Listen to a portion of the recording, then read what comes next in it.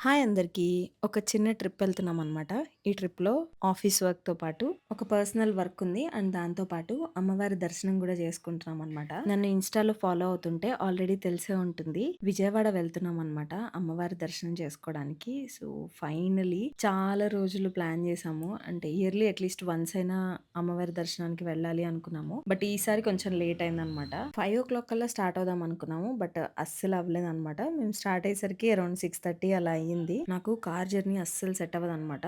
Vomitings వచ్చేస్తాయి. Early morning travelling కాబట్టి ఇంకా ఎక్కువగా అనిపిస్తుంది. అందుకనే ఫస్ట్ కార్ ఎక్కగానే టాబ్లెట్ వేసుకుంటాను. సో కొంచెం దూరం సిటీ అవుట్‌స్కట్స్‌కి వెళ్ళిన తర్వాత టిఫిన్ చేసేసాము. ఈ చిన్న చిన్న బండ్ల దగ్గరే టిఫిన్ అయితే చాలా టేస్టీగా ఉంటుంది అనేది నా ఫీలింగ్. ఈ జర్నీలో హైలైట్ ఏంటి అంటే నేను అస్సలు నిద్రపోలేదనమాట. సో నిద్రపోకుండా మా ఆయనకి మంచి కంపెనీ ఇచ్చాను. సో ఫైనల్‌గా విజయవాడ అయితే రీచ్ అయిపోయాము. అండ్ ఫస్ట్ రీచ్ అవ్వగానే అమ్మవారి దర్శనానికి వెళ్ళిపోయాము. ఆషాఢ మాసం అయ్యేసరికి జనాలు కొంచెం బానే ఉన్నారనమాట. దర్శనం కూడా కొంచెం టైం పట్టింది. బట్ మేము ఎప్పుడు దర్శనానికి వచ్చినా కూడా 500 టికెట్‌కి వెళ్తాము. సో దానివల్ల ఏమవుతుందంటే అమ్మవారికి చాలా దగ్గరగా వెళ్తాం అనమాట. అంటే గర్భగుడిలోకి తీసుకెళ్లి దర్శనం చేపిస్తారు. నాకు అది చాలా బాగా నచ్చుతుంది. బికాజ్ అమ్మవారిని చాలా దగ్గరగా చూడొచ్చు. అండ్ కొంచెం సేపు అలా చూడనిస్తారు. ఈ జర్నీకి అయ్యే ఖర్చుతో పోలిస్తే అది పెద్ద ఖర్చేం కాదనిపిస్తుంది. అమ్మవారిని చూసిన తర్వాత అసలు ఆ ఎక్స్‌పీరియన్స్ ని మాటల్లో ఎక్స్‌ప్లెయిన్ చేయలేము. బట్ ఎవరికైనా పాసిబిలిటీ ఉంటే డెఫినిట్‌గా ట్రై చేయండి. లాస్ట్ టైమ్ మేము వచ్చినప్పటికి ఇప్పటికి సిస్టమ్‌లో చాలా చేంజెస్ వచ్చినాయన్నమాట. సో ఇలా ఆటోమేటిక్‌గా టికెట్స్ అనేవి జనరేట్ చేసి ఇస్తున్నారు. అండ్ విజయవాడలో నాకు ఇంకొక విషయం బాగా నచ్చేదేంటంటే అమ్మవారి ప్రసాదం అన్నమాట. అసలు అమృతం అంటే అమృతం అనుకోండి. లడ్డు ప్రసాదం తిన్నా తినకపోయినా పులిహోర మాత్రం కంపల్సరీ తింటా అనమాట.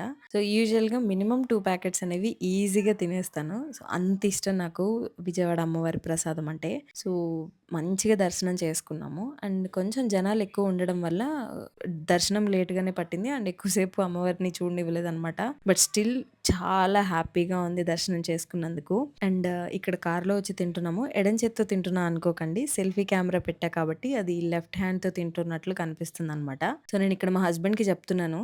టేస్ట్ అనేది కొంచెం వేరియేషన్ వచ్చింది అని జెప్పేసి. నేను విజయవాడలో ఒక 1 ఇయర్ చదువుకున్నా అనమాట.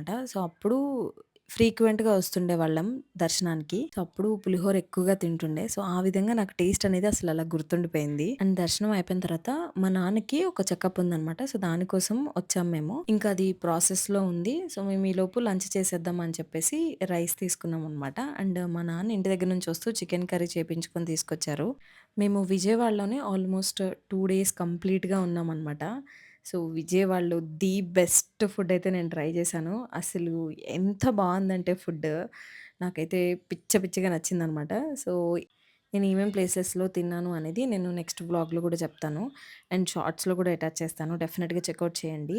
అండ్ విజయవాడ పీపుల్ నిజంగా మీరు చాలా అదృష్టవంతులు. బికాజ్ నాకు ఒక్క ప్లేస్‌లో ఫుడ్ అయితే అసలు బీభత్సంగా నచ్చేసిందనమాట. అండ్ అది మా హస్బెండ్ వాళ్ళ ఫ్రెండ్ రికమెండ్ చేశారు. దాని పేరొచ్చేసి నలభీమ పాకశాల. అసలు ఎంత బావుందంటే బగారా రైస్ ఇంకా చికెన్ కర్రీ తీసుకున్నాము. అండ్ ఆల్సో మీల్స్ తీసుకున్నాము. మీల్స్ యూజువల్‌గా ఎక్కడికైనా బానే ఉంటాయి. But bagara rice and chicken curry combination అసలు నెక్స్ట్ లెవెల్ ఉందనమాట. సో, నాకంత పిచ్చిగా నచ్చింది. మీకు కావాలి అంటే కింద ట్యాగ్ చేస్తా. డెఫినిట్‌గా వెళ్లి చెకౌట్ చేయండి. అండ్ హైదరాబాద్‌లో గూడా ఇంత టేస్టీగా బగారా రైస్ చేస్తారు అని నేను అనుకోను. అంత బావుందనమాట. విజయవాడలో త్రిపుల్ ఎస్ ఇడ్లీ అని ఉంటుంది. సో, మేము ఈవినింగ్ నాన్నకి ఇడ్లీ తీసుకెళ్ళాలనమాట. సో, అక్కడి నుంచే తీసుకెళ్ళాము. బికాజ్ అక్కడ ఇడ్లీ చాలా బావుంటుంది. అండ్ నేను అంతకు ముందు గూడా తిన్నాను. చాలా సాఫ్ట్ ఉంటుంది. అండ్ చట్నీ గూడా గట్టి చట్నీ ఇస్తారనమాట. సో, ఇలా స్క్వేర్ షేప్‌లో ఉంటాయి. సో, వాటిని కట్ చేసి మనకి ఇస్తారు. సో, టేస్ట్ అయితే చాలా బావుంటుంది. అండ్ చాలా మంచి రివ్యూస్ ఉన్నాయి దీనికి కూడా. అండ్ మా హస్బెండ్ విజయవాడ వస్తే కంపల్సరీ ఇదే ప్లేస్‌లో ఇడ్లీ తింటారంట. ఈవినింగ్ అయ్యేసరికి నాకైతే చాలా హెడేక్ వచ్చింది. టీ తాగినా కూడా అస్సలు తగ్గలేదు. కంటిన్యూయస్‌గా జర్నీ చేస్తే మీకు కూడా ఇలానే ఉంటుందా? కింద కామెంట్ చేయండి. And yeah! అంతే అండి ఈ వీడియో. మళ్ళీ వీడియోలో మళ్ళీ కలుసుకుందాం. Take care and be happy and tata bye.